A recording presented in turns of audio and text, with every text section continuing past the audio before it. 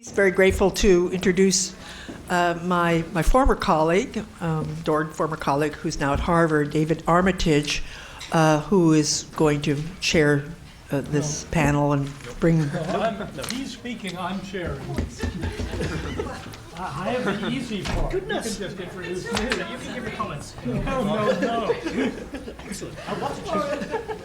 Okay, he's just been downgraded to mere commentator, and my other very distinguished colleague who did not betray us by going to Harvard, that is Bob Jervis, is going to chair this. Thank you very much, Bob. Yeah.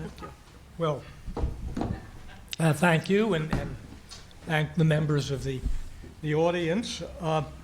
This will be the last of the regular panels, and it's imaginatively titled Concluding Roundtable. And the task, of course, of my colleagues will be to explain how all these things fit together. And I think we'll go in the order in which people are seated. Mark Jarrett has already been introduced and spoken, and we've talked about his marvelous book on the Congress and the concert. David Armitage is, right? No, you're seated in a different order from here, so we'll do it in the seating order. Patrick Cohrs teaches at Yale and is the author of a book on another peace settlement, the unfinished peace after World War I. And as Victoria said, David Armitage, who used to teach here but then fled north because we didn't have enough snow. And he has written a large number of books, including the ideological origins of the British Empire, and most recently co-authored the History Manifesto. And we'll simply take it in the order in which people are seated, and at the end of it, we'll have the answers. More? Oh. No, we'll do this one. Oh, no. That's all. No, this one, unless you want to. Second. Which is different from the other program as well. So go ahead. Okay, that's fine. Oh, they're different Well, programs. I want to thank you for that introduction. And, of course, not having finished my presentation, the first sort of say, oh, now I can finish. But instead, I won't cheat that way, as I told David. And so the first thing I wanted to just mention was the purpose of this conference. And sitting next to Bob Jervis brings us all back to that, which is that the idea here was to bring together three groups, historians, political scientists, and also practitioners, actual diplomats. Unfortunately, they've had to go, so I don't know. But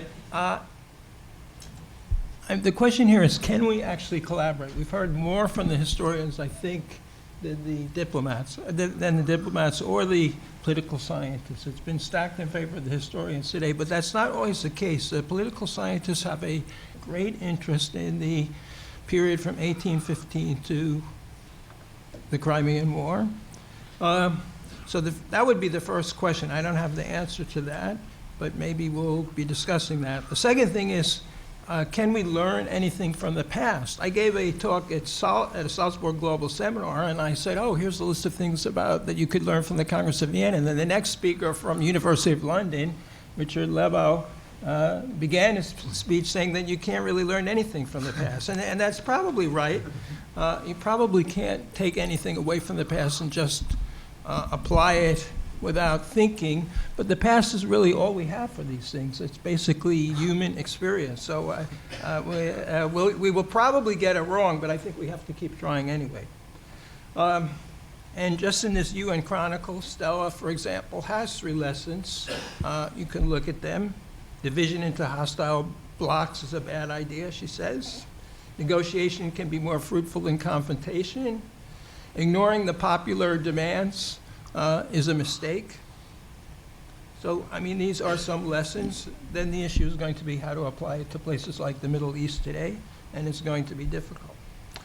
When we did hear from the practitioners, we got some lessons from the past. Wolfgang Petrich, who does have experience in trying to solve problems that seem insoluble.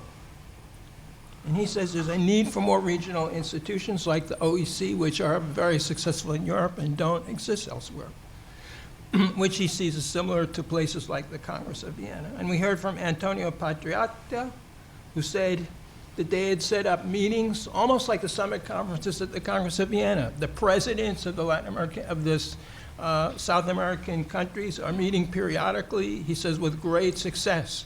So, I mean, maybe there are some tactical lessons that can be learned. Then Bob Jervis had said last night, how does the Congress of Vienna look? What changes have there been in memory? He says, today things look a little better than in 1914. And then the following speaker, Gary Bass, who's come back here, immediately said, well, I'm very surprised to hear this because basically everything that the Congress statesmen believed in are things that we've rejected today by creating democratic nation states. Then Bob Jervis also asked, how deep were these changes? And Patrick Cohrs reminded us that Paul Schroeder says that these changes are very deep indeed. He says that a lot of the changes that took place in the revolution are rejected except at the international order, and that's where the changes are really deep. And because of that, he says, you could have a whole century of industrial revolution because of the peaceful nature of European states. You could have changes in, and then you could have the export of this bellicism outward, as Matthew Rendall, wherever he has reminded us, Edward Ingram, which means imperialism, which became another theme today, this afternoon. Then Richard Betts came along and said, wait a second.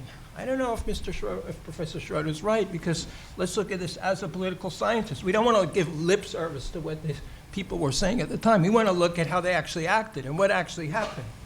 And so we want to ask, did the powers actually change their behavior in a measurable way? Was there any evidence of self-abnegating behavior?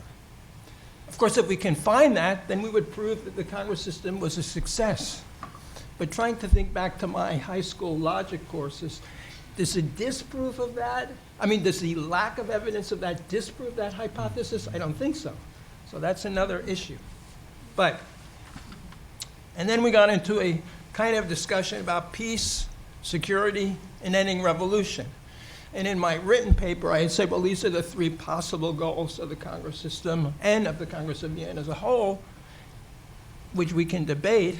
And then, as Richard Betts said, well, but if we look at these ideas in context, so to speak, in 1815, weren't they all the same? Because if you could end the revolution, you could achieve peace, and you would have security.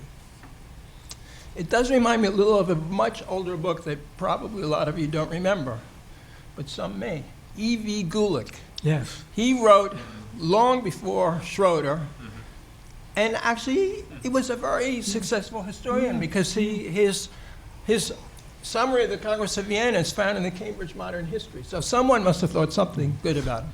And he dealt with this at the back of his book, and he said, well, we can't really say that the Congress system or the Congress of Vienna was to aim for peace or for peace. What it was for, he didn't call it security at the time, but he said basically for the continued survival of the great powers alone, because that's why they were eating up all these other states. And of course we could say, well, it wasn't so bad as it was for Poland, had been in the 18th century, but it was actually for some states. I mean, some states like the Genoese or the Norwegians, they would not look favorably, or even the Irish, on this settlement. Then Matthew Rendall, getting back to the first night, asked, when did it all end? Why did it end? Was it French transparency in government that allowed the powers that had been afraid of France not to be afraid of France anymore? Was it, as kind of my view, was it hinging on the personality of the Tsar, because he was kind of the backer of it, and then in 1819, 1820, as Brian Vick reminded us, things started to shift around. The system became a bit more repressive. But maybe we could say that's historians talking, because political scientists would say, well, it's nice to know about the personalities, and Robert Jarvis said political scientists need to look more at the personalities, but the fact is it's structural. Because if you look at every one of these systems, these consort systems that come up at the end of wars, they all decay and disappear. So we can't just say it's France or the Tsar, because, why does it always happen that way? The final issue here that interested me was the notion of geographic scope. And this is something, as Christian knows, I gave a talk in Vienna, and he's got the paper. To me, it's a very important issue, especially with what Paul Schroeder had said, and it sort of comes up here also. Was Latin America within, or Spanish America, the Spanish American colonies, within the scope of the Congress or not? And there's been a lot of talk about British policy and British imperialism. So this is really, it's true that Spanish America was discussed a little at the Congress of Vienna, but the place that was really discussed was Aix-la-Chapelle. And there the problem was not so much that the British said this is off limits, as Paul Schroeder says, it's rather that they said we will allow it to be discussed, but it has to be, but certain terms have to be accepted by Spain.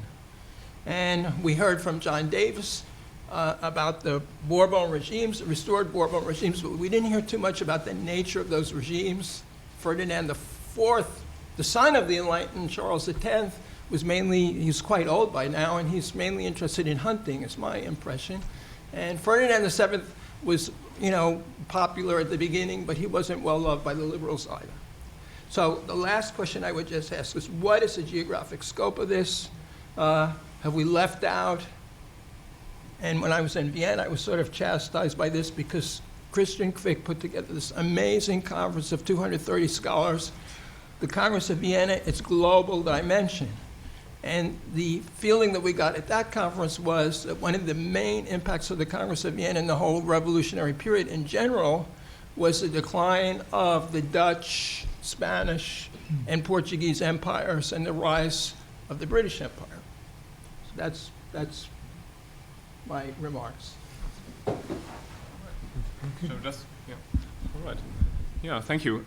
Let me begin by saying what I'm very tempted to start with but won't talk about. So Castlereagh led me to think about salon culture, Wilhelm von Humboldt, Friedrich von Gens, and their ideas of what you should do to fulfill your human potential. That's a very intriguing discussion, but we can't go there. So what I would like to offer, since I can't, it's not the time for substantial argument, is some reflections on where I think this kind of conference is extremely important, not just for practitioners, but also for the field of what I would broadly describe modern international history. And that has a lot to do with the fact that let me start by saying where I come from. So I'm currently working on a book on the transformation of the international order in what I call the long 20th century. For me, this 20th century starts around the 1860s, it ends around 1990. So what I'm interested in is the transformation of an international system that sort of eventually succeeds or transplants the Vienna system. And I found that in conceptually and in thinking about this, I'm more interested in discussing with historians of the 19th century than the 20th century. And you might guess already that one of them is Paul W. Schroeder. So I would like to come back to his work and offer just a perspective that I think a lot of the papers reminded me of something I would call Paul W. Schroeder plus.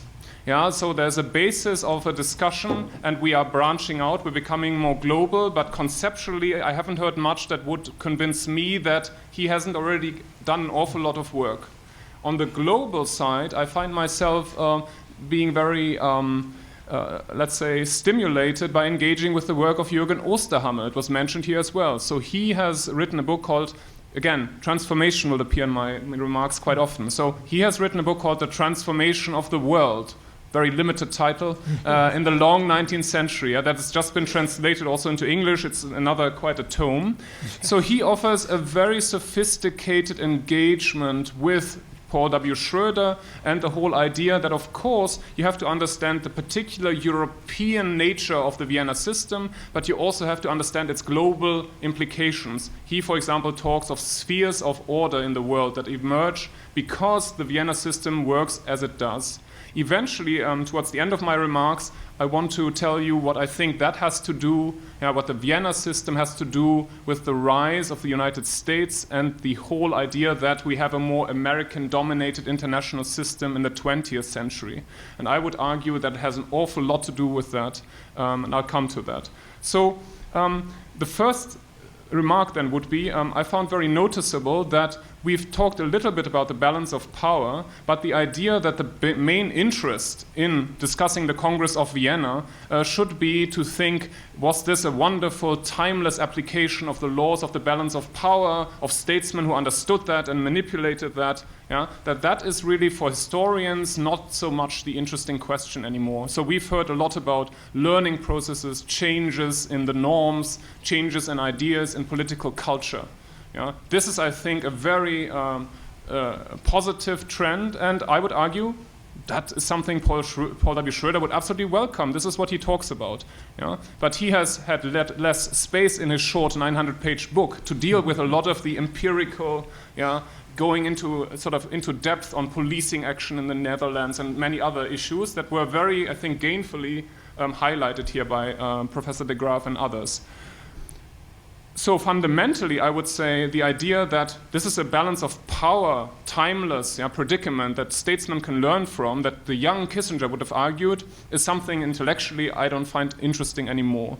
What I do find interesting is to use the Congress of Vienna to come to another sort of issue in international history as we see it. I call it in brief the obsession with moments.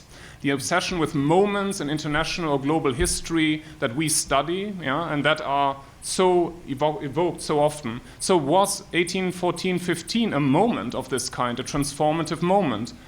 In the 20th century, we think of the Wilsonian moment, the moment of 1919. Partly this is a result of, if you want to do global history, and you don't have 10 years to write your book, you're looking for something that covers the world, but you find a way to make it a moment so it's manageable. The problem is if you don't understand how to place this in a wider context, where you look at long-term systemic changes and ideas, then you don't understand the moment, you will overemphasize it, and it will be quite distortive. This is a problem I see in international history.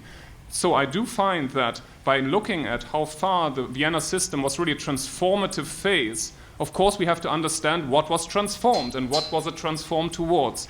And I still, think that Paul Schroeder's analysis of what the 18th century system was like and what changed qualitatively in Europe with standards of international law, standards especially of something that I haven't heard much about, international politics, the political culture. That is not just a question of treaties or international legal norms, it's the political ground rules. Who sets these ground rules? Why is it that a very superior power like the British Empire or Russia agree to more common ground rules, although they could have acted in a much more unilateral fashion? Here I do find Schroeder's basic argument very convincing. And of course we have to look at the moment or this phase of 1814-15 in a wider scope. And I think this is an approach where the 19th century and Oosterhammel's work, taking this up in a global sphere, can teach us a lot for understanding the 20th century. So this is, I think, the engagement, and I find, maybe I'm wrong, but my impression is that a lot of the papers here actually engage with these sorts of debates. And I would just argue that if you read Oosterhammel, it's a long book, a lot of questions that have been asked here have already been answered. He has already worked a lot on many of these aspects. Now, this brings me briefly to a short contrast. So we had the contrast 1814-15 and 1919, Wilson, and the Versailles process. This is what I write about, so I try to be extra brief. We heard yesterday, so of course, Wilson was very disparaging. So the Congress of Vienna, this is something we have to overcome, all of that. It's of course, it's a statement of a very provincial politician who has no experience in international diplomacy, who looks for ways to emphasize that he has new answers, but he does not have, So he contrasts, this is an old American tradition, he contrasts this with something that went before. But if you then look a bit further, what does Wilson do once he really has to think about what kind of League of Nations he wants to create? He talks about an international concert of right, of the power that shall henceforth set new terms for for the Earth. Who in the end is in this concert? Is it a very egalitarian, internationalist construction? No, there's a League Council. He talks about special responsibilities for powers, just by accident. The United States, Britain, France in particular. He has to make all kinds of negotiations. So even Wilson is a very problematic candidate. His rhetoric, yes, but in terms of the substance, he is much closer. He faces similar issues in a much more complex environment in around 1918 that the peacemakers or security orderers of 1814-15 also faced. This leads me to the sort of, just as an aside, another architect of the League of Nations is Lord Robert Cecil. And so for Lord Robert Cecil, if you look at the papers and the private memoranda and other memoranda, he looks at the Congress of Vienna and the European concert as a model for now constructing a kind of what he calls an Atlantic concert, possibly a global concert, a very hierarchical structure, where especially the Anglo-American powers, for reasons of being more civilized, as they had amply proved in the 19th century, should now work as the kind of steering powers of this concert. So to argue that in 1919 the 1814 had such a bad reputation is distortive, is misleading. So finally, why not discuss a question? We are here in the United States and in New York, if I'm not mistaken. So what does Vienna have to do with the United States, the fact that we can sit here as we do? And this is something that I've discussed and that builds on Paul W. Schroeder, so I just try to convey this. So a classic argument would be that it's under the shield of the British Royal Navy that the United States can issue a Monroe Doctrine that it could never have defended against superior European powers. And so it's British supremacy that shields the United States. Eventually it becomes a world power after 1860, when states become really different animals, also states within empires.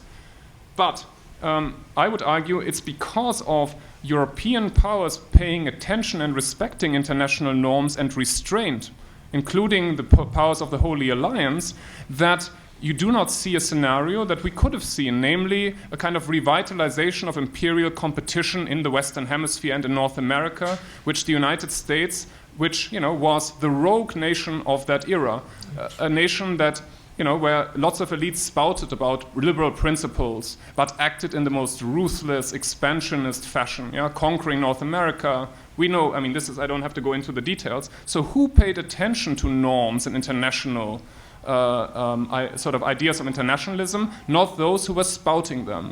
Words and deeds is I think Thucydides introduced it, and I think it's still a very important concept. So what I heard in many papers here, and just as a final point, is that while it seems more conservative, if you just take the litmus test, who didn't just talk about norms of international law, but actually acted in accordance with them, and you compare the constellation of 1814-15 with what was said in 1919 and how it was acted upon, then the Congress of Vienna comes across as a much more forward-looking, hierarchically internationalist settlement, and the one more complex in the 20th century as a very, very unfinished, uneven, double standard piece, despite all the rhetoric. So I stop here. Thank you.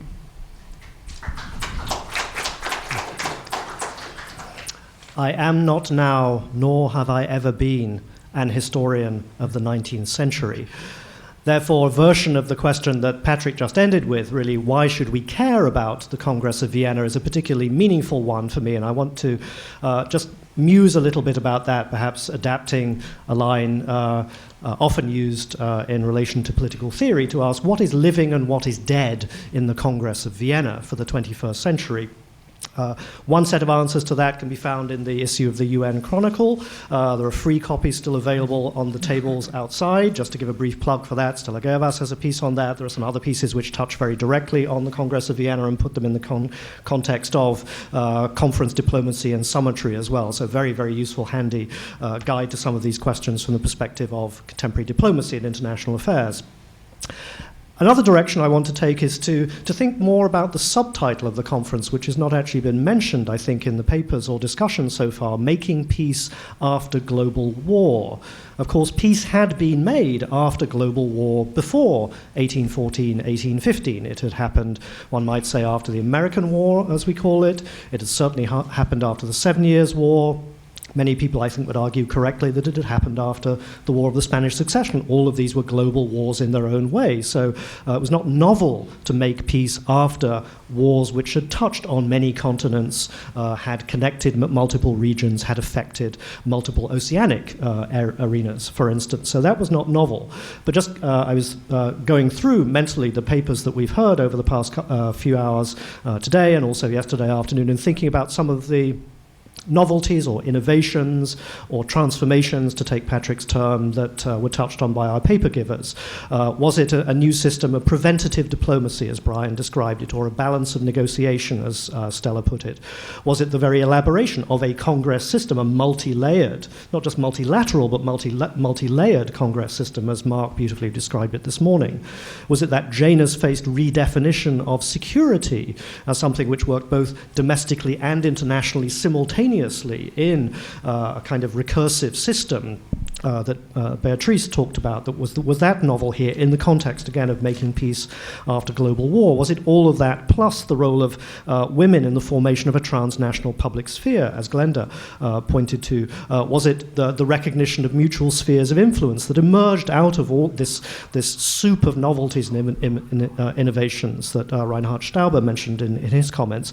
All of these, I think, are true. All of them put together, along with the contributions of Paul Schrader and others who've been mentioned so far, will give us a picture of some of the novelties, the innovations, or at least the transformations in that process and the consequences of that process of making peace after global war, which at least distinguish the Congress of Vienna in that global context of peacemaking, order-making, the melding and the interaction of the domestic and the international in an emergent global sphere. But a global sphere, of course, which has very clear limits, as we learned from many of the papers today as well. Paul Lovejoy's paper, I think, in particular, could be summarized as, I'm going to tell you about a place that knew nothing of the Congress of Vienna, and the Congress of Vienna knew nothing about them.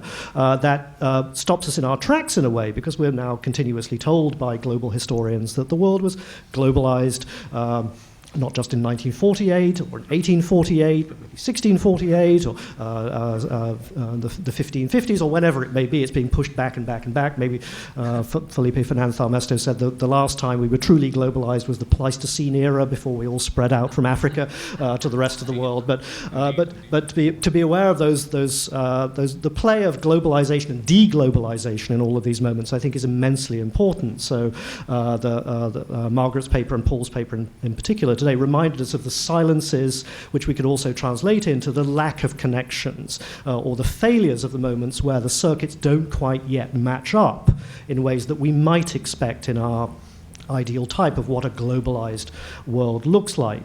And then again, I think if we pull out the perspective and think about some of the comments that have been made about the mismatch between popular perceptions, the perceptions outside doors of what was going on or what had happened at the Congress of Vienna, and then compare that with the way in which perhaps our deliberations might be received outside these doors, the popular memory of the Congress of Vienna really does not match up to any of the scholarly innovations of the last 30 or 40 years, some of which have been generated in the context of writing papers for this room, but the memories of the Congress of Vienna really as the moment of reaction, let's put it just in that single word, is something which I think would still be the school child's memory, at least of that moment. I think I did 45 minutes of 19th century history when I was a schoolboy, and all I remember is the reaction and the carbonari, so I got 1 out of 2 right anyway. But that's still the popular memory, and I wonder whether our deliberations here would compute with an audience beyond these walls. How would we communicate our understanding of the significance of the Congress of Vienna? Would it indeed have significance for a non-academic or a non-historically interested audience? And by historically interested, I mean, of course, both political scientists and historians who are going back into that moment. And that raises a broader question which I'll just flag here for the moment, and then come to 3 comments about 3 global ways to think about the Congress of Vienna. This is with the voice of my great mentor, Quentin Skinner, in my head. The last time I sat at this table was, in fact, doing a panel with him on the state about 8 or 9 years ago. And one of his famous questions in the 1960s was, shouldn't we do our thinking for ourselves? Why do we need to go back to the past anyway? The past is past, and our job as historians is to recover its pastness. It's not to use the past as a pack of tricks that we play on the dead, as he famously said. Why should we think? Why should we think with the Congress of Vienna? Shouldn't we just be doing our own thinking about all of these matters that we've been looking at through the lens of the Congress of Vienna? So that's a bit of a challenge about whether the whole enterprise of going back to the early 19th century might be misleading if we're trying to think about our current situation under very, very different conditions. But putting that to one side, I just want to suggest very briefly 3 other global perspectives that we might think about here. The first is to think about the period after the Congress of Vienna as a breathing space between 2 global crises. The second one is to think about the elaboration, I think the term has already been mentioned a couple of times, I think it was by Beatrice, the elaboration of the Jus Publicum Europaeum, international law, let's just say for the moment, in a global context in the 19th century. And then the third, inevitably, so inevitable I'm surprised it hasn't come up already, is what would an environmental history of the Congress of Vienna look like? So I'll come back to that in just a second. First of all, the breathing space between 2 global crises. I think was already mentioned earlier today. Chris Bailey's idea of global crisis emerging out of his earlier thesis of imperial meridian, the period from the 1780s up to perhaps the 1830s in his vision, was an operative concept that we used for a conference a few years ago that turned into a volume on the age of revolutions in global context, thinking of a truly global history of multiple regions, including Africa and Southeast Asia, as well as the more familiar rimlands of the Atlantic world, for instance, in the context of a global crisis rather than just an age of revolutions. But there's now emerging another period of global crisis, not running up to, say, the 2nd or 3rd decade of the 19th century, but beginning in the 1850s and going at least into the 1870s, the period that includes, for instance, the Taiping Rebellion, the War of the Pacific in the 18th centuries, and then in between, the Indian Mutiny, the US Civil War, all of the other massive global upheavals that happen in that moment of extraordinary, totally unprecedented global violence. It's a long stretch but increasingly interconnected moment, connected through the global circuits of capitalism, which have been recently mapped by my colleague Sven Beckert in just this moment, connected by the global circuits of the arms trade, for instance, that many people are now working on in the mid to late 19th century. There does seem to be a moment of interconnectedness of global violence starting in the 1850s going through to the mid-1870s. So perhaps, and including, of course, the Crimean War within that as well. So perhaps the moment, the generation, the 25 or 30 years after the Congress of Vienna, is that breathing space between 2 global crises. How does it help us to think about the Congress if we put it between those 2 big brackets? One way to think about that, obviously, is the way in which Reinhard Stober talked about this a moment ago, stealing a line I wanted to say myself. This was not a world of nation states, it was a world of empires, still very much. And just to add one cadenza to that, as it were, how do we imagine the elaboration of the international in the early 19th century in a context which was essentially inter-imperial? I think, as Glenda mentioned, the word international, the conceptualization of the international is just taking root, it's just being domesticated round about 1815. If you anyone who's been through those sources will see that word coming up more and more often, and I think a Google Ngram, again, would show that as well. But how is the international elaborated in the context of the inter-imperial? It's jostling for space. It's not muscling out the imperial perspective at that point. And how do we think of the sphere of peace created, at least within Western Europe, in this breathing space, as one among the beginning of an elaboration of arenas of peace? I'm thinking here, just for a parallel, of David Hendrickson's book on the United States in the congressional era that he calls Peace Pact, that he sees Congress and the Constitution, the US Constitution, as being a federal creation. Federal, of course, as we all know, comes from foedera, which is the plural of foedas, which is a treaty. It's a treaty to create peace within a particular sphere in North America. with a slightly different chronology. Daniel Dudnier has called that the Philadelphian system to parallel a Westphalian system and a Vienna system. These patches of peace are beginning to emerge late 18th, early 19th century, and we have the hope, the Kantian, the utopian hope, they will blanket the whole earth in due course. But why are these patches beginning to emerge? Are there other patches of peace around the world not created through constitutions or treaties or congresses at this moment? We could ask the other regional specialists about that. Second point about using the term bracketing again. We heard about the elephant in the room earlier. I think there's also a spectre at the feast, and it falls to me to mention his name, Carl Schmitt, of course. Having just been reading for totally different purposes his theory of the partisan, of course he has some very interesting lines in there, which he elaborates, or had elaborated a few years earlier at greater length in Der Nomos der Erde, about exactly the way in which the Congress of Vienna, by creating this sphere of peace within Europe, had bracketed violence, had created the conditions for just war and enmity, all the classic Schmittian aspects of the Jus Publicum Europaeum, which had then, and this is picking up a point from earlier today, had then, of course, created the space outside that arena within which different kinds of unregulated, illegitimate, illegal, more specifically illegal violence could take place. The violence of civil wars, which have been pushed to the outer world, the violence of partisan warfare, the violence of colonial warfare, etc., etc., etc. And that relates to some work I've just finished on the long history of ideas of civil war, and it's very interesting to see how often the wars, the Napoleonic Wars, and then their aftermath are described in terms of civil wars within a common European civilization. So, allegedly Napoleon in 1802 was alleged to have said in conversation to Charles James Fox, Turkey accepted, Europe is only a province of the world. When we fight, we conduct European civil wars. And that has a very nice echo in, I think, 1815 or 1816, when the French philosopher Théodore Jouffroy says, just after the Congress of Vienna, the civil wars of Europe are over. What difference does it make to think of these as wars happening within a common civilization or a common community, a common self-recognizing community? One difference is the imagining of everything outside that common civility, common civilization, common civitas as something other, something different. A premonition, perhaps, of Carl Schmitt's separation of those spheres as well. And then finally, just as they say on Monty Python, for something completely different now. What was the most important event of 1815? Some might say the abdication of Napoleon, some might say the end of the Congress of Vienna. 6 days after Napoleon abdicated, on the 10th of April, 1815. What happened? Of course, pop quiz, everyone knows what happened on the 10th of April, 1815. 500.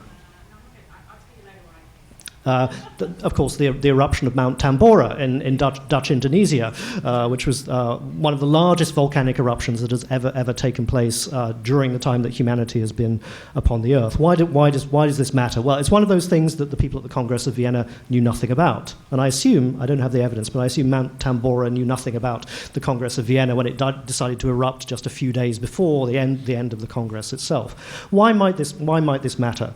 One reason why it might matter is, partly, again, this is to give a jolt to what would happen if we brought environmental history into our considerations of these discussions. This now seems obligatory, even necessary, in all discussions of the global, or at least the trans-regional significance of major events. But perhaps slightly more seriously, 1816-17, of course, is well known as the year without a summer.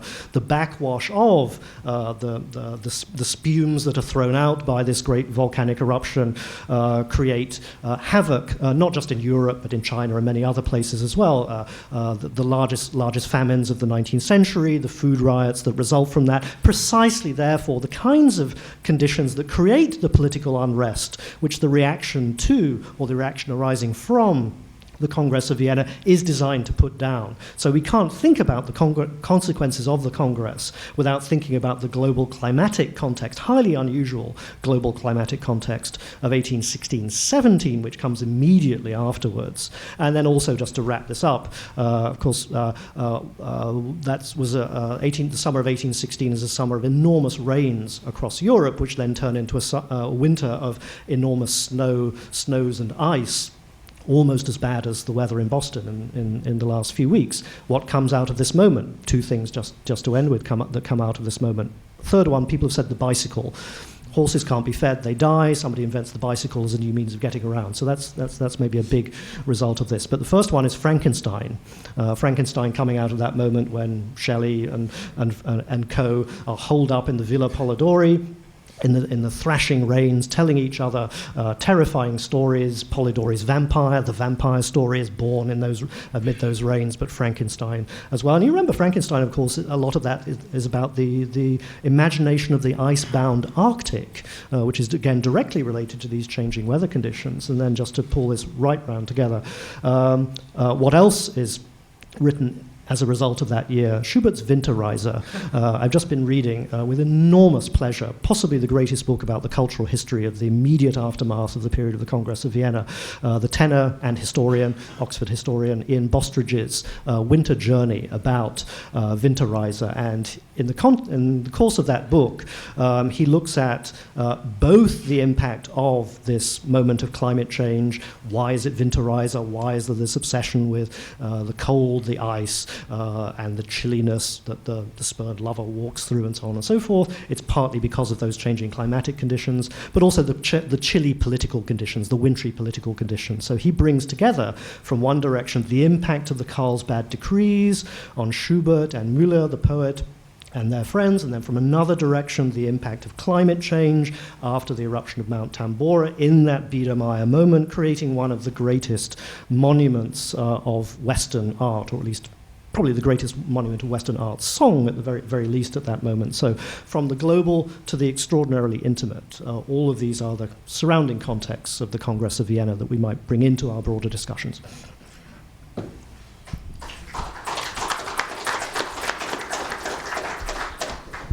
Let me take the prerogative of the chair to make one brief comment and two questions, which I want to see if I can get anyone bite on. One thing, just Mark mentioned, that we've got political scientists and historians here, and for those who don't know, I want to give an advertisement to the H. Diplo and International Security Studies Forum, which is listserv that we and I run, part of the ISSF, do roundtable reviews and essays, and it's one where anyone can chime in, and I found that intellectually very, very rewarding, because you have diplomatic historians and political scientists cross-talking, and the most recent roundtable we posted is one on Mark's book, and I think Brian Vick participated, others have, and it also reviewed a political science book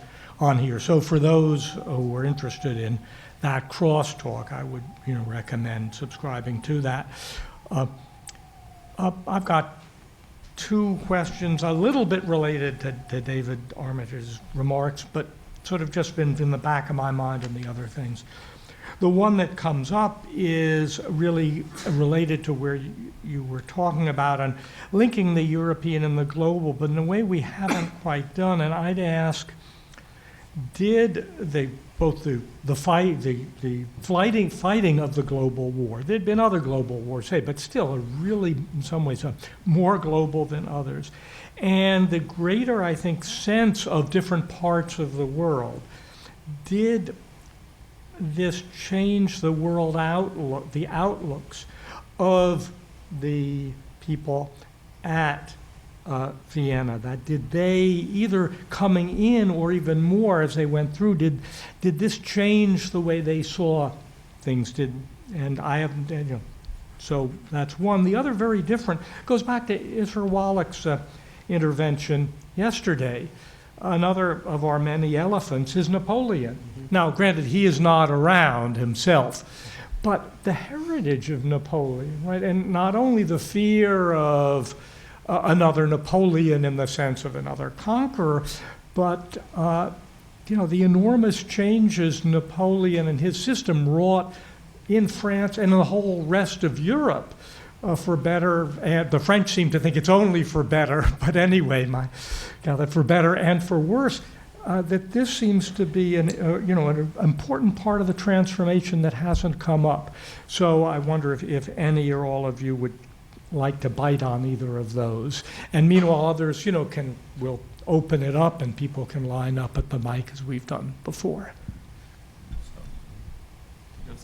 I'm actually very keen to hear from the audience who've not had much of a crack at the discussion so far. He said evasively. Yes. Maybe it's too tempting. So on Napoleon, I would definitely say I would have two spheres in which he's interesting in terms of trying to think about modern international order, a legacy that one can build on, civilizing, lawful behavior. He's a complete and utter abysmal failure. Yeah, so that is something, all the Code Napoleon, if you look at the actual behavior in which he tried to build this universal French-led system, then I think definitely come back to Paul Schroeder, who's worked on this. This is an attempt at a kind of imperial colonial regime that exploits, not least, so he brings constitutional change to the Rhine states, but he presses most of the male population to follow him to Russia.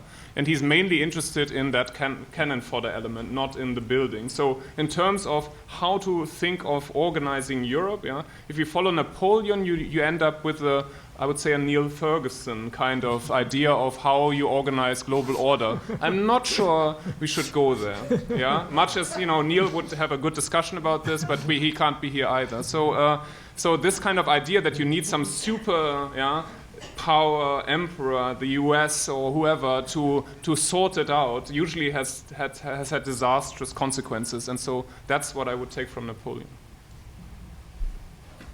I'll say something about the international. We've been talking a lot about we've been talking a bit about the British colonies. So one thing to point out is that the settlement before the Congress of Vienna in May 1814, the first Peace of Paris really settled what the fate of those colonies would be. That's why they were discussed. And the other thing to keep in mind is that we live today in a commercial society, the United States or Britain or other countries. But in those times, commerce was important and growing increasingly so. But places like the Foreign Office, the British Foreign Office, were bastions of the aristocracy. Someone like Castlereagh was willing to give up colonies and so on for balance of power, for political concessions. He felt that trade was very important on the Spanish American colonies. He made statements to the Austrian ambassador that they would not give up trading rights because they restored Spain, and Spanish America would have meant that the British could not trade with the Spanish American colonies, and this was a big obstacle. So I'm not saying he was blind to economic policy, but the other hand, that they were going to the Congress of Vienna and that economic and commercial policy was the first thing, which it might be for us today, I think that would be a sort of misreading of the type of personality that was occupying these posts at that time. Okay. Since the line is done, I think we'll have the questions one at a time, at least to start with, and then the panels respond. I was reading FDR's letter in 1935 to Colonel House. They were both at the peace conference, and he's blaming the conference. He said there's an economic fragmentation that was caused with the political decision-making, economic vengeance, and this and that. It's really created depression, things like that. And then I'm thinking about his record in conference things. The London Economic Conference, a bust. Gold standard, I'm coming off. I don't care what you think. Evian Conference, let's resettle, forget it, ignore it. Anti-lynching Conference, forget it, ignore it. In other words, I got a feeling that FDR, if you check out all those conferences, that his record is pretty bad. And I think I'll trace it from his experience and what he learned from the Paris talks on in the future, which leads to what was about the UN. That was his kind of dream before he died. I'm just a little skeptical. I think he was into power politics about 1941. Is that mic on? The mic isn't on. No. Should we just collect the questions or answer? Collect. Oh, if you have a comment. Is it on? Is the mic? Oh.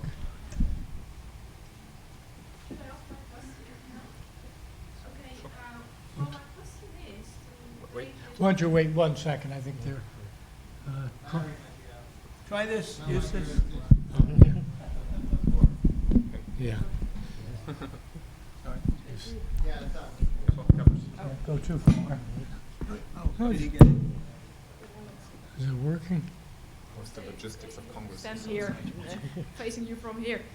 Well, my question would be, was Europe at that time a site, to David and to Patrick, of a transformation where civic rights gradually mutated into human rights? I mean, we haven't been discussing the work of Samuel Moyne and of Martin Kosciuszko on the gentle civilizer of nations. And of course, Kosciuszko's thesis is that although there was a concept of human rights, it was of course still highly exclusionary, although it claimed to be universal. But my question is, could you say something, David, perhaps Patrick, on how Congress of Vienna, the concert system, was also a site for the transformation of civic into human rights, or are those two totally not connected to each other? Yeah, I think I could probably only talk about that morphologically. Patrick and others will know more about the substance of the discussions at the Congress of Vienna around exactly those moments. But of course, one of the great contributions of Sam's work is precisely and was designedly to get us to think about discontinuity rather than continuity between the 19th and the 20th and early 21st centuries. In that way, really to not to create a reverse teleology back to the early 19th or late 18th century of human rights, but to say even when one has the language of human rights, and of course you can find that from at least 1774, 1775, at least in English language texts, as human rights specifically, but then a huge spike after the French Declaration of Rights of Man, both in French and then other cognate languages from there. That doesn't seem to be the same sort of language, and attempts to find human rights instruments or human rights institutions in the 19th century, of which there have been many, may want to push us in the direction of discontinuity rather than continuity if we're thinking about contemporary meanings of human rights precisely as universalizable, available through institutions which operate according to universally recognized norms and which have legal protections in relation to them, etc., etc., etc. All of those elements are not in place. I buy Sam's argument on that. And then there would be a parallel, or we might think about a parallel history of the Congress of Vienna, of summatory conference diplomacy. In what ways were there disconnections rather than connections, discontinuities rather than continuities between what we see happening in Vienna and what happens later? Of course, Wilson initially disavowing any connection with what had happened in Vienna might be one example of conscious attempt to create discontinuity, but then, as was pointed out earlier, the ultimate continuities in his practice rather belie that initial rhetoric. So I think thinking about continuity and discontinuity is a way of getting at that problem that I flagged about, should we do our thinking for ourselves or within our own continuous context, which may be only a generation or two long, or should we, to coin a phrase, return to the longue durée in thinking about these matters of human rights, conference diplomacy, pacification, etc.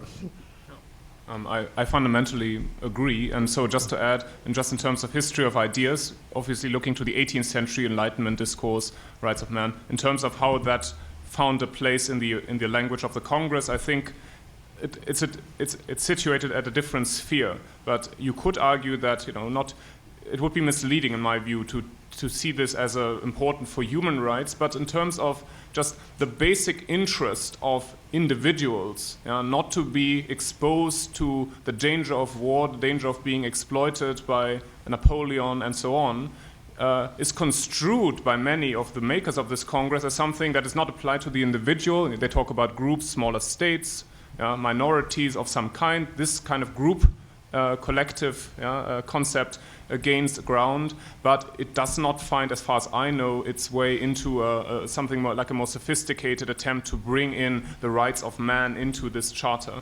So the more interesting period, but not in a discontinuity, more in this continues to exercise philosophers and many people across the 19th century, and it's in the era of World War I when these two things intersect much more. So I, for example, take issue with the view that we see the 20th century as moving from ideas of collective rights, minority rights in the era of World War I, towards the realization only in the 1940s, maybe only in the 1970s, but let's not go there, that you need different ideas of human rights. That I find hard, not very persuasive. Yeah? So it would be more the era of sort of groups, activists, many people coming in, trying to bring this on the agenda, 1916, 17, 18, 19, where I find a more fruitful period to study this. But you can probably say much more about that than I could. Maybe you want to. One parallel that Patrick's remark just reminds me, coming back to the talk of security earlier, what I've read about the history of the idea of security in the 18th and early 19th centuries is the move from an individual idea of security to an idea of the security of collectivities like nations, for instance, which would be not a discontinuity, but perhaps a countercurrent of not the individualization of a value of integrity, protection, pacification, and so on, but the collectivization of that, perhaps running against some of the potential currents for rights in the same period. I want to jump in for a second, too. Just in terms of this notion of human rights, I think the Congress statesmen come off well when it comes to issues like Jewish rights. And I think that's the Enlightenment heritage. They were all involved with this before the Congress. Hardenberg, Humboldt, all of them. Even Castlereagh wrote. And actually at the height of the Polish-Saxon question, Hardenberg's writing to try to save Jewish rights. He takes time out to write it to one of the towns. The same with the slave trade. Now, the slave trade, of course, Castlereagh was under pressure from Wilberforce, and I'd love to know what Wilberforce thought about what Margaret Crosby Arnold was telling us before. She was saying silence says something. I don't know that much about what happened between 1802 and 1814, but I'll have to look it up. On the other hand, in my book, and I can't remember every quote from it, but I remember sitting in, looking at one of a million photocopies and finding an unbelievable quote, I think from Castlereagh to Metternich, and it may be published somewhere, or that may be the first time, basically saying in 1821 that these Greeks, Christians, and Turks are killing each other in the thousands. Who cares? It's pretty shocking, actually. Until they were worried about Russian intervention and what Russia would do, they said, we don't care. Let them just kill each other. So not glad that kind of brings me back to what David was saying about the notion of a Republic of Europe, perhaps, in a space where we care about what people do, the civilized world and the uncivilized world beyond, and we don't care what they do. And by implication, when we get there, we can do whatever we want. So the Congress of Vienna leads to the Congress of Berlin. Yeah. That's another genealogy. Let's have the group of 4 and 2, so I'll have 2 questions and answers, and then the final 2. Yeah. One topic that really hasn't been very much on the agenda at this conference, but which has been common in discussions of the Congress of Vienna, is the territorial settlement. Older sort of accounts emphasize the balance of power that it created, and have sometimes attributed the stability of the period afterwards to the balance of power. Paul Schrader has emphasized the creation of intermediary bodies, like the German Confederation, as a stabilizing sort of effect. I'm just curious if anybody here would like to reflect on the sort of the role of the territorial settlement, and whether, was it a more successful territorial settlement than past or future post-war settlements? Briefly? Okay. We'll have 2 questions before we respond. Yeah, I wanted to sort of piggyback on what Paul Lovejoy said.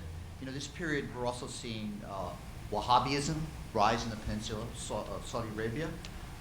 We're seeing in the later part of the 19th century jihadism in East Africa. We're seeing millionarianism in the Taiping Rebellion. And the question of how disruption is dealt with, systemic disruption. What do we learn from the Congress of Vienna about the present day? How do we understand a phenomenon like ISIS? Do we take Charles X's solution, which is divert attention from domestic problems and invade Algeria? Do we take the idea of the concert of Verona, send 5 corps in really fast, and do it in 6 months what they couldn't do in 7 months in Spain to destroy the rebellion? I mean, what do we really learn from this? you know, that can really be relevant beyond what I've just pointed out, just purely instrumentalities of military intervention. Two quite different questions. I want to take either or both. Yeah. Well, on Patrick, maybe you just on go. the on the territorial settlement. First comment: the idea that stability is created because a very functioning balance of power is created after 1815, I find no longer tenable. You can it's hard to, of course, how do you analyze a balance of power? That's the $10,000 question. But it seems to me quite, you have such imbalances of power and possibilities. You have a Russian power that, if exercised, it would have cost Britain a lot to put boots on the ground, finance a counterforce on the European continent in ways that they did not want. They had other interests. So in pure terms of balance of power, no balancing was really possible. And so it comes back to this question, why did Russia act the way it acted? Similarly, as we've already heard, Britain could set the terms for the global sphere, with the Navy and so on. So it is not, the territorial settlement is not interesting because it creates a balance of power, but because it creates a kind of structure of equilibrium, I would call it. Now, then the question is, what is your criterion for success? So you could, of course, argue that a lot of that is based on something with, a very perishable value. Can you really expect the Germans in the age of nationalism and Fichte and all the rest to be content with some sort of confederate, not too powerful, not too centralized structure? And this is, of course, the question, can you then change this in a liberal way, in the 1848 fashion? Wouldn't even that create a new kind of center of power that would unbalance the system? Then Bismarck comes along, we have all the, those problems. So if you take the issue, sort of the view that the 19th century is, there's the rise of nationalism, and whatever could be a successful solution has to be eventually something like an order of nation states of some kind, that makes the Austro-Hungarian Empire implode eventually and so on, then this is more gaining breathing space, gaining time. I still think that's highly, given the constellation, that is highly successful. But the real problem emerges, in my view, when the global constellation changes in the 1850s, 60s. When you have the start of this globalized systemic competition of the imperialist kind. Then the question, can that be somehow buffeted by some global concert? That's when really the things get worse. So this is all taking us away from the European territorial settlement. But so this is, we should look more at this mid-19th century. What did it mean for Europe? What did it mean for the wider world? This is something I think one could do a conference on. This would take us too far now. But. I do want to hear Brian Vick's question, though, so I don't want to take too long. He sat down. So, get up again. Okay, David Armitage wrote the introduction to Robert Palmer's released Age of Democratic Revolution. I thought that book, I like very much the way Palmer at the beginning of his book divides up Europe. He's talking about types of constituent bodies. He's not really talking about states. But he has the notion of the middle zone. And I found that interesting. I used that in my own book. The idea that a lot of the troubles came from the sort of various smaller states between these large empires that we've been talking about. And if you look at the Austrian regime and then what happened under Napoleon, and then you look at the Congress of Vienna, I think they did do a pretty good job. I mean, Germany was reduced from 300 plus states to 39. Italy was brought under Austrian control, it's true, and these arrangements didn't last, but I think at the time that they were done, they simplified the central zone, they simplified the Netherlands, they took care of Switzerland. They really made sense between what had happened during the French Revolution and Napoleon and what was left from the Austrian regime. I think it was a very sound settlement, with a few exceptions, maybe the Polish question. And even the Polish question, again, is so complicated because the Poles and Czartoryski were actually on the side of the Tsar, not on the side of the English and Austrians who were trying to stop them. So it's a very complicated picture, and I think all things considered, it was obviously a very good settlement. And so that's all. Thank you. I was very intrigued by Patrick's suggestion that in the long run, the Congress of Vienna may have been far more stable and finished in a sense than Versailles was a century afterwards. And yet I keep kind of wondering whether there isn't something to the idea that however hard the concert tried in 1815, something was really broken in terms of the standards of civility, which they couldn't completely put back. And this is kind of inspired also by David Bell's work on total warfare. I think by focusing a lot on the success of the long-term security settlements, are we not also making too much of the alleged civility of the Jus Publicum Europaeum, especially because also that's something which it was as much a real body of practice as a kind of construct that Schmidt created to make Anglo-American liberalism look really bad.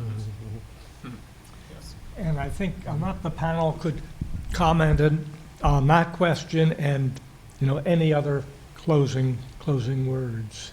Maybe go in the... Is Brian still here, and did he have a question? Yeah, Brian, you want Yes. it? Restraint, we asked, when is restraint practiced? Very rarely in academia. Very rarely. He'll be the Tsar Alexander. You want to start? Someone. Mark, we'll go the same order. Mark, I'll be this. You start? And we'll go. Leave David. Well, I think in terms of in a way, you're getting back to the Schroeder hypothesis.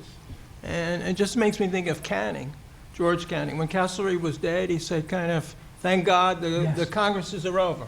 So to me, that isn't, and he says, now we're all free to pursue our own national interests again. I mean, this is a direct quote, and he's the foreign minister of Britain. That's why my view is that, yes, there were some norms learned and some, but this was really a very ad hoc, personality-dependent system that they set up. If the personalities had lasted longer, the system would have lasted longer. In a way, also, what David said is very important in terms of climate. And I think also of Simon Schama. In 1989, I was looking forward to celebrating the anniversary of the French Revolution, and he came out with this book, Citizen, saying, this was a terrible calamity. All of that. If it hadn't been for the French Revolution, we would have seen much more reforms under the Ancien regime and so on. So maybe if it hadn't been for the bad climate and then the revolutions taking place in some of these countries, maybe the more liberal Enlightenment side of some of these statesmen would have come out more. But the Carbonari, the German students of art, they all were impatient, like Martin Luther King, and said, why should we wait anymore? People don't give up power willingly. They don't give up wealth and privilege and status willingly. And maybe Martin Luther King is right. Maybe those students and maybe those disgruntled Bonapartist officers, maybe they're all right. Maybe they wouldn't have got any concessions. But once they started wanting more, the generation of Metternich and Castlereagh and so on who had experienced the French Revolution and been fighting Napoleon, they immediately said, we have to repress, we have to censor, we can't allow German students to study all over the place, we have to have the Carlsbad decrees, the 6 acts, and then when we have a revolution, even though Castlereagh said, well, we can't do this in the name of the Congress system because House of Commons will debate it. We'll be responsible. But get in there and repress that revolution. And when Patrick was talking about Castlereagh's background, when you study Castlereagh's background, there's no way that you can think that he was not in sympathy with these repressive movements. But remove Castlereagh, change things around, remove the Tsar and so on, things start to look different. So I'm not totally with the Schroeder camp, but I am with the camp that there was a possibility there and it had to do with these individuals. Why didn't it, like NATO, we talked about NATO became something else. Why didn't this system change? That's one of the things. Why didn't it become stronger? It might have, but it didn't. All right, I said Schroeder plus. So that's to go on. So a few things. What I'm writing about has a lot to do with the question, can you really have the expectation that you can establish ground rules for modern international order at a peace congress? That's, what do you have to understand for something to work, the prehistory, how long it takes people to get where they are, how difficult it is, how long-term a process it is. In the 19th century, if you don't understand what happened before 1814 and the kinds of intellectual formations, you don't understand what could happen in this moment. To be of a more lasting significance. This is a very different issue, for example, around the time of Versailles. The idea that you can either say a reasonable peace was made at Versailles or could not be made, this is ludicrous. So it's a much longer process we have to understand. So the work of peace and order is never finished in that sense. And so I think what a lesson from the Congress of Vienna is that people understood that. I mean, what is the European concert if not a mechanism that actually is based on the realization that you have to have ways of dealing with crises, with systemic problems, with all kinds of things, not by one unilateral imposition of rules, but by working out a response. And that depends, yes, on the individuals who are in it. Of course, the big interest in modern history would be, can one institutionalize something like that so you make it ever less dependent on the whim or the brilliance of the individual policymaker? And that's, I think, a test we still, that's still with us today. On standards of civility, I would say, Charles Mayer has this long essay on Leviathan 2.0. So the real, of course, abysmal failure of civility is the 19th century hierarchical, sometimes social Darwinian, sometimes civilizational idea that you can have a hierarchy of conduct, of standards. You apply certain rules to some people according to not just their race, but also to how progressive they have been. Have they advanced civilization? And this is something that is, of course, being taken to extremes on the North American continent, in the colonial sphere. And this is something that is in the international sphere somewhat moderated, but not to help those who are at the receiving end of this, but to avoid a major conflagration among the powers. That's the moderating effect. And these kinds of tensions are still with us at the time of Versailles. So all the work that's now been done, I think it's very interesting to globalize this, what was happening in 1919. And of course, you see how everybody is still trying to find new and nice words to talk about universal missions and then to establish their new hierarchies. And one of the most both effective and ineffective actors in that game is a certain Woodrow Wilson, who did it in his White House as well. And this is still, nowadays, this comes back. How we talk about the Middle East and so on. I think these hierarchical standards and what they allow you to do, it's a human problem, and then we can go back to Thucydides, and there I stop.